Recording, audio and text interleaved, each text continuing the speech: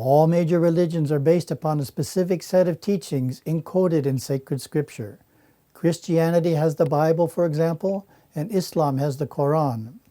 Hinduism proudly embraces an incredibly rich collection of scripture, in fact, the largest body of sacred texts known to man. The holiest and most revered are the Vedas and Agamas, two massive compendia of Shruti, revealed by God to illumined sages centuries and millennia ago. It is said the Vedas are general and the Agamas specific, as the Agamas speak directly to the details of worship, the yogas, mantra, tantra, temple building, and such.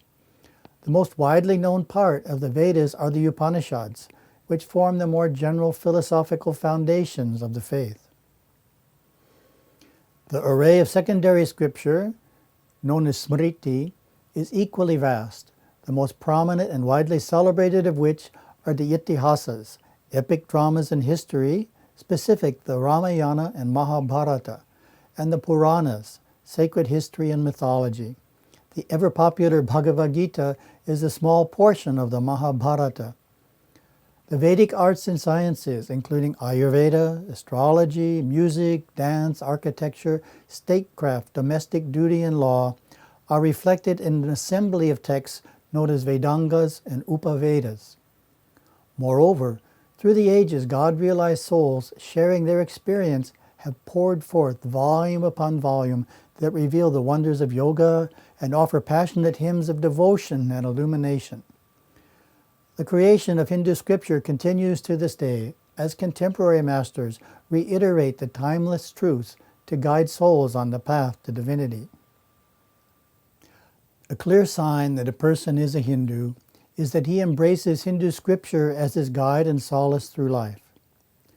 While the Vedas are accepted by all denominations, each lineage defines what other scriptures are regarded as central and authoritative for its followers.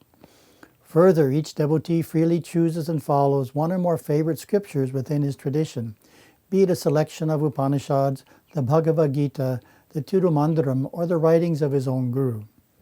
This free-flowing, diversified approach to scripture is unique to the Hindu faith.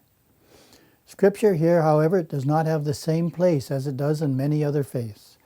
For genuine spiritual progress to take place, its wisdom must not be merely studied and preached, but lived and experienced as one's own.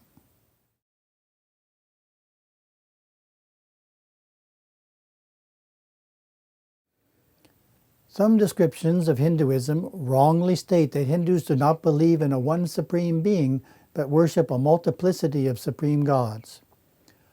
A common way that this misconception shows up is in the idea that Hindus worship a trinity of gods: Brahma, the creator, Vishnu, the preserver, and Shiva, the destroyer. To the Hindu, these three are aspects of the one supreme being. Indeed, with its vast array of divinities, Hinduism may, to an outsider, appear polytheistic, a term avidly employed as a criticism of choice, as if the idea of many gods were primitive and false.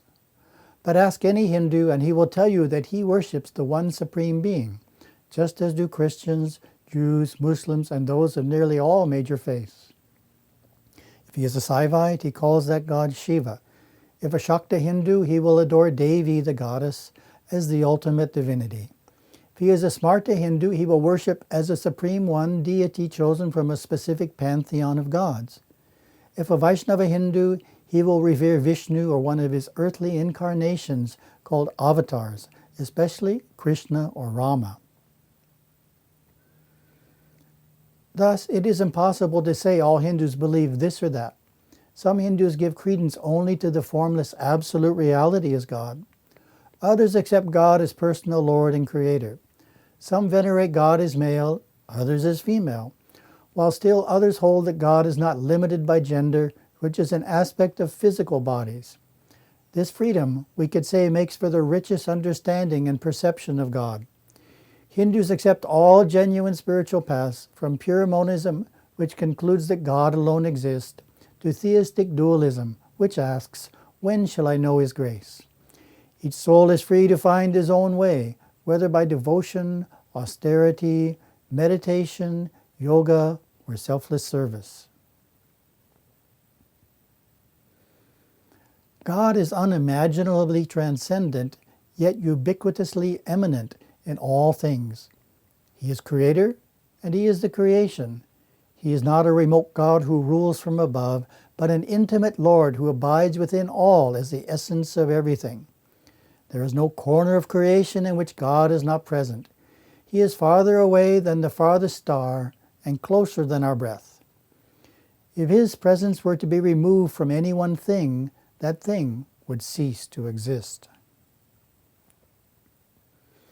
A crucial point, often overlooked, is that having one supreme God does not repudiate the existence of lesser divinities. Just as Christianity acknowledges great spiritual beings who dwell near God, such as the cherubim and seraphim, so Hindus revere Mahadevas, or great angels, who were created by the Supreme Lord and who serve and adore him.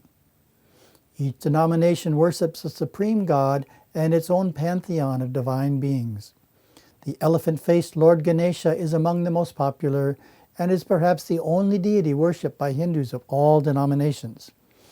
There are gods and goddesses of strength, yoga, learning, art, music, wealth, and culture. There are also minor divinities, village gods and goddesses, who are invoked for protection, health, and such earthly matters as a fruitful harvest.